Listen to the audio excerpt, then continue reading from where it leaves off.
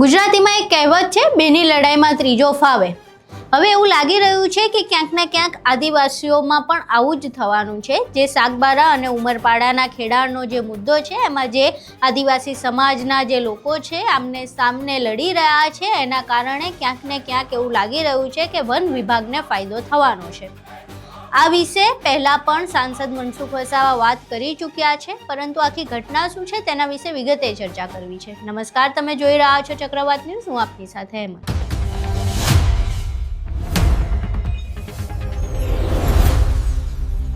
સાગબારાનો ખેડાણનો મુદ્દો છેલ્લા ઘણા સમયથી વિવાદમાં છે. એવું કહેવામાં આવી રહ્યું છે કે છેલ્લા 20 વર્ષથી સાગબારાના ખેડૂતો ત્યાં ખેડાણ કરતા હતા અને એકદમથી વન વિભાગ દ્વારા અને પોલીસ અધિકારીઓ દ્વારા આવીને તેમને ખેડાણ કરતા અટકાવી દેવામાં આવ્યા. હવે આ સમગ્ર મામલે સાંસદ મનસુખ વસાવા હોય, ધારાસભ્ય દર્શના દેશમુખ હોય કે ભાજપના નેતા લીલાબેન વસાવા હોય, તમામ જે છે એ ખેડૂતો સાથે જમીની સ્તરે લડત આપી રહ્યા છે. બીજી બાજુ ઉમરપાડાના ખેડૂતો છે આની વિરુદ્ધમાં હોય એવું લાગી રહ્યું છે, પરંતુ આખી ઘટના શું છે, ખેડાણનો મુદ્દો સાગબારા વર્સિસ ઉમરપાડા કેમ થઈ ગયો તેના વિશે વાત કરવી છે. પહેલાં તો જે સાગબારાના ખેડૂતો જ્યાં ખેડાણ કરી રહ્યા છે, ઉમરપાડાનો વિસ્તાર આવે છે, પરંતુ તેઓ છેલ્લા 20 વર્ષથી ત્યાં ખેડાણ કરી રહ્યા છે. એમની પાસે ગ્રામસભાનો ઠરાવ પણ હતો, પણ હાલ એવું કહેવામાં આવી રહ્યું છે ઉમરપાડાના ખેડૂતો દ્વારા કે આ જે ગ્રામસભાનો ઠરાવ છે એ ખોટો હતો. ઉમરપાડામાં જ્યારે ખેડાણ કરવાનું હોય ત્યારે ઉમરપાડાના જે ગ્રામસભા હોય એનો ઠરાવ હતો. એવું કહેવામાં આવી રહ્યું છે કે ઉમરપાડાના પંચાયતમાંથી અમને મંજૂરી મળી હતી અને 20 વર્ષ પછી હવે એવું કહેવામાં આવી રહ્યું છે કે તમે તો ગેરકાયદે ખોટી રીતે ખેડાણ કરી રહ્યા છો. જે સાગબારાના ખેડૂતો છે એમનું કહેવું એવું છે કે જો તમે લોકો આ વાત સાચી માનતા હોય તો પછી 20 વર્ષે કેમ જાગ્યા, પરંતુ ઉમરપાડાના ખેડૂતોને આ ખોટું લાગી રહ્યું છે. એમને લાગી રહ્યું છે કે તે લોકો અમારી જમીનમાં આવીને ખેડાણ કરી રહ્યા છે. હવે આખી ઘટનામાં ઉમરપાડાના જે ખેડૂતો છે તેમના વિડીયો સામે આવ્યા છે. તેઓ આખી ઘટનાને લઈને શું કહી રહ્યા છે પહેલા એ સાંભળો.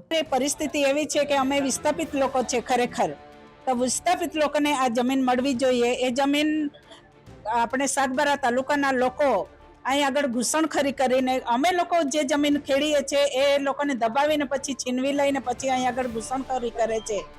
તો અમારે એ છે કે જો કદાચ એ લોકો ઘૂસણખોરી કરશે તો અમે શું કરીશું? અમારા બી બાળકો છે, એ લોકોનું ભવિષ્ય શું? એમના માટે અમારે બી કંઈક આયોજન તો કરવું પડશે ને. ધરણા પર બેઠા છે નર્મદાના ખેડૂતો માટે, તો અહીંની તમારી પરિસ્થિતિ શું? હવે નર્મદાના સાંસદ બેઠા છે, એટલે ભરૂચ જિલ્લાના સાંસદ કહેવાય, બરાબર. મનસુખ વસાવા છે, પછી દર્શનાબેન છે, લીલાબેન છે, એ લોકો આગેવાન ત્યાં ધરણા પર બેઠા છે. એ લોકોને ખુદને ખબર છે કે આ જમીન આપણે ઉમરપાડા તાલુકાના સરહદની છે, ઉમરપાડાના લોકોના હકની છે, છતાં પણ એ લોકો ત્યાં આગળ બેઠા છે. એ ખોટું છે. એમ એ લોકો જાણી જોઈને પછી એ લોકો અમારી જોડે ઉમરપાડા અને સાગબારાવાળા જોડે ઝઘડો કરાવવા માંગે છે કે પછી અમારી જમીન છીનવીને એ લોકોને આપવા માંગે છે. એ હવે એ લોકો જ જાણે, અમે નથી જાણતા. હવે ગ્રામસભા ઠરાવની વાત આવે તો ગ્રામસભા જે ગામમાં રહેતો હોય, રહેવાસી હોય અને જે મતદાર કરતો હોય તે વિસ્તારમાં રહેતો હોય તે લોકોને જ ગ્રામસભા ઠરાવ આપતી હોય. સરકારશ્રી પર તો આ બધું ઉલ્લેખ છે, એ લોકો પર બિલકુલ એવા ઠરાવ નથી. અને જે એ લોકો ઠરાવ ફરાવે છે તે એ લોકોએ ડુપ્લિકેટ પ્રિન્ટ કરીને, ડુપ્લિકેટ સહીઓ કરીને એવું બધું ડોક્યુમેન્ટ મૂકેલું છે. તો એ લોકો પર કાર્યવાહી થવી જોઈએ. અને જે બે એમાં વન અધિકાર સમિતિને કોઈ પ્રમુખ છોડવાયેલો તો એના પર બી કાર્યવાહી થવી જોઈએ. આ જમીન બાબત છે અને ઉમરપાડાની ઇજ્જતનો સવાલ છે. અમે કેવી રીતે જમીન આપીએ? જ્યાં હોદ નિશાન નક્કી કરી હોય તો ત્યાંથી તો આપણી જમીન ગણાય ને અમારી જમીન ગણાય, તમામ લોકોની જમીન ગણાય છે આ. એટલે અમે આ બિલકુલ આ ઠરાવ એ લોકો પર બિલકુલ નથી. આ બધું ખોટું જ છે અને એ લોકો ખાલી આ મીડિયામાં આગળ આવવા માગે છે, ટાઈમ પાસ કરે છે આ તંત્રનું. તો એ લોકો પણ આનો ખર્ચ બી વસૂલ કરે તો એવું કામ છે. ભાજપના જ છે સાંસદ અને સરકાર પણ ભાજપની, ભાજપના જ નેતા ભાજપની સામે બાઈ ચડાવી શું કહે છે? હવે હું માન્ય મનસુખ દાદા અને આદરણીય છે, બહુ મોટા નેતા છે અને હું એમનો આદર કરું છું. અને એ પાર્લામેન્ટમાં કે લોકસભામાં એનું બેઠક હોય છે. લોકસભા એટલે આપણા દેશની ખૂબ મોટી સભા છે ત્યાં. હવે હું દાદાને બી એવું કહેવા માગું છું કે આપ શ્રી એમાં ચકાસણી કરો, પુરાવા કયા છે અને કોને જમીન અપાય.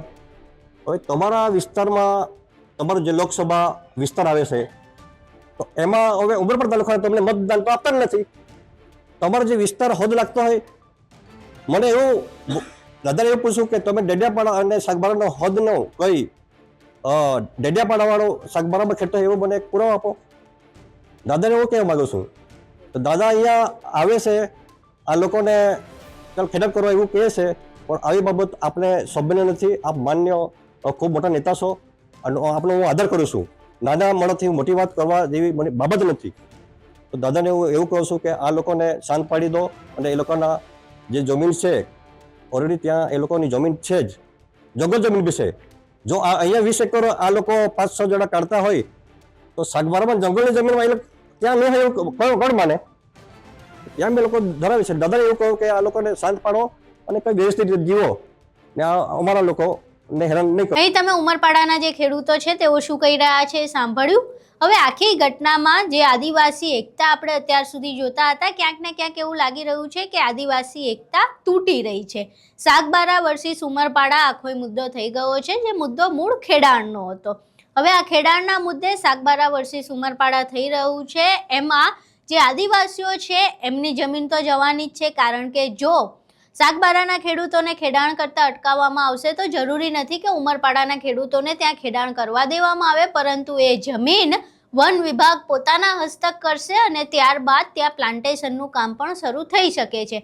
એટલે સીધી જ રીતે વન વિભાગને જે પ્લાન્ટેશનનું કામ કરવું છે એના માટે એમને સીધી જ રીતે ફાયદો થશે. અને નુકસાન કોને છે? તો નુકસાન સાગબારાના ખેડૂતોને છે. શું સાગબારાના ખેડૂતો ત્યાં ખેડાણ કરતા બંધ થશે તો ઉમરપાડાના ખેડૂતોને કંઈ લાભ થશે? તો જવાબ ના છે, કારણ કે ઉમરપાડાના ખેડૂતોને આમાં કોઈ લાભ નથી થવાનો.